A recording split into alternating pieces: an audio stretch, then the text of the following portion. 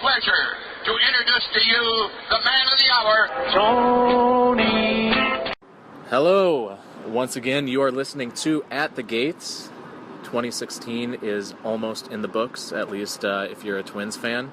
It's pretty much been in the books already for probably a couple months now. We've kind of sealed our fate. Now we're just really going after that number one overall pick. But before we get too much into the news, I, of course, am Tony, and I am joined today by Alex, also known as EverythingTwins. Heck yeah, we got EverythingTwins here at the gates, literally and figuratively. So I think it's going to be a good discussion here. I have a few bullet points, and I just showed Alex, and he said that we're going to make something work. So let's start in and dig in this controversy, this ball hawking controversy that, quite honestly, let's not give it any more discussion. Let's just let it be over. If people you think are cheating, you can tell them directly, but beyond that, who really cares?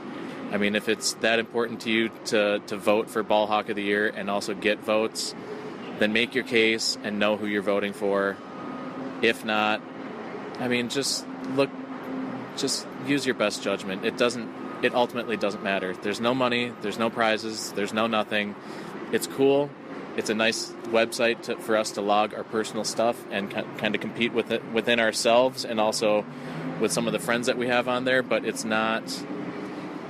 you're not being measured for anything of significance against anyone else. Alex, is there anything that you'd like to add? Not really. I'm not on my game balls at all, so I don't keep track of any of that. In my opinion, it should be everyone's integrity for themselves. Agreed, wholeheartedly. So, if you are cheating, that's on you. Likewise, if you're counting balls a different way than someone else, that's the beauty of this. I mean, I think you and I would even have different ways of counting our balls, right?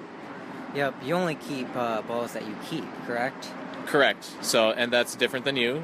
That's correct? Correct. So, I mean, right here, and you know what? We didn't fight right there. So that's got to be awesome. So, since we didn't fight each other and we personally count them differently from one another, I mean, if we can do it, anyone can do it. So, moving off that topic, let's talk about the last time that we saw each other. Back, way back. Can you remember as far back as September 9th? What happened that day? If I remember correctly, I'm guessing that the Twins lost? I'm pretty sure, yeah.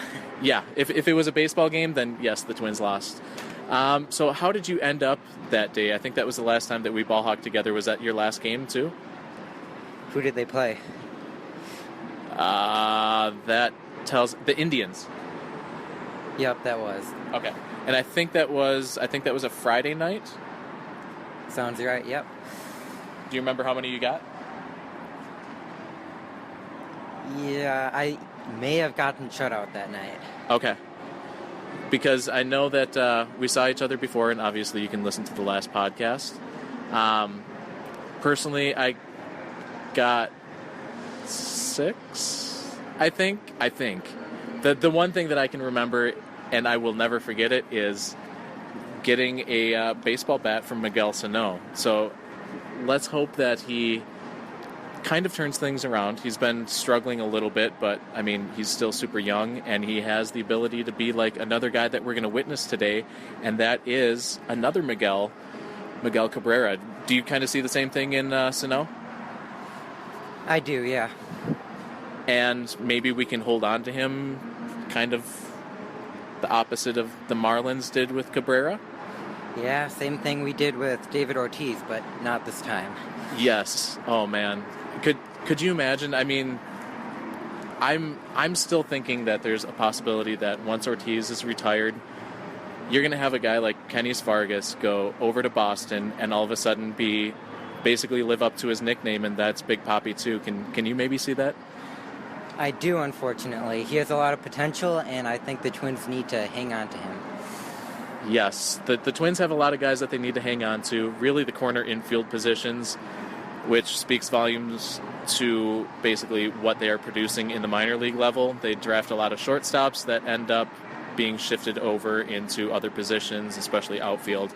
But I think that we talked about that last time, so let's go on to the next thing. And since I said before, the baseball season is coming up to a close, at least the regular season, about a week and a half left. I asked you before, and you said that you had an idea of who you want to see in the World Series. Who do you want to see in the World Series? I was hoping for a Red Sox-Giants World Series, but the Giants are slipping back, and the Red Sox, they're slowing down a bit right now. Why those two teams? Both teams have a lot of history. Earlier this season, they played a split 2-game series, and that was a lot of fun to watch. I enjoy watching both teams as well. That sounds perfect, and it would be kind of cool to see Ortiz go out on a high note, especially maybe like a Game 7 walk-off homer. Would that kind of cap his career? That would be great. I think at that point he would almost have to retire because you couldn't go out any bigger. And it's kind of funny because right before I left, I looked at the news, and sure enough, one of the topics that we discussed last week, and that is a guy with the initials TT, who is number 15 for a Florida team in the football college ranks, just started his practicing. But you know what? Who cares? Really, what it's going to come down to is how he does next year in the minors, if he even makes it to next year. So, who are you kind of looking at the standings? Okay. So, who do you think for the wild card? It looks like Baltimore and Toronto are pretty much a lock. Do you see either the Yankees or even the Astros coming back now? Well, I'm cheering against the Yankees, first of all. I like both the Blue Jays and Orioles as 2 wild cards, although the Astros made a great run last year, and I like to see them in the postseason once again. Yeah, and Angel, we're here for you. It looks like you guys are kind of going to be like the Twins were last year, where you come up just short, put together a nice season, and you know what? You still have a way better team than the Twins do, and they're super young, and that middle infield of yours, as well as Bregman, and I mean your pitching is still decent. You guys got a lot of years to compete. So don't take it too bad, Angel. You could be worse. You could be a Twins fan. How about for the National League? It looks like it's kind of down to 3 teams. They're all kind of tied right now. The Mets, Giants, and St. Louis. Who do you see coming out of those two? I'm hoping the Giants, and I was hoping at the beginning of the season that the Marlins would make it for the first time in many years, but they're slipping back in the standings, and I kind of don't want it to be the Cardinals once again making the postseason. Agreed. And the one thing that the Mets have it on kind of lockdown right now. They're ahead for that wild card, but with the amount of injuries that they've had lately, I just don't see them coming out of it very deep. It's unfortunate for that fan base, but at the same time, less New York teams in the playoffs, I'm not going to be too sad. Are you going to be sad when the Mets lose their one play-in game? Not at all. There. So that's a little bit of hate for New York from Minnesota, with love, I guess. Other than that, it really comes down to the Twins news, and that is the GM and president positions. The Twins kind of announced that they were going to break apart the duties for what was traditionally just their GM position and make a president of baseball operations as well as a GM position.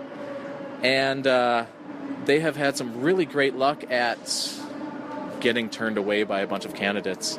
Sounds like Alex Anthopoulos, I don't know if I'm even saying that correctly, from the Blue Jays, turned us down, as well as a few others. And it sounded really, really strange because the Twins are like, oh, yeah, that's fine, but can you give us lists of names of other guys that you might suggest for this position? And quite honestly, not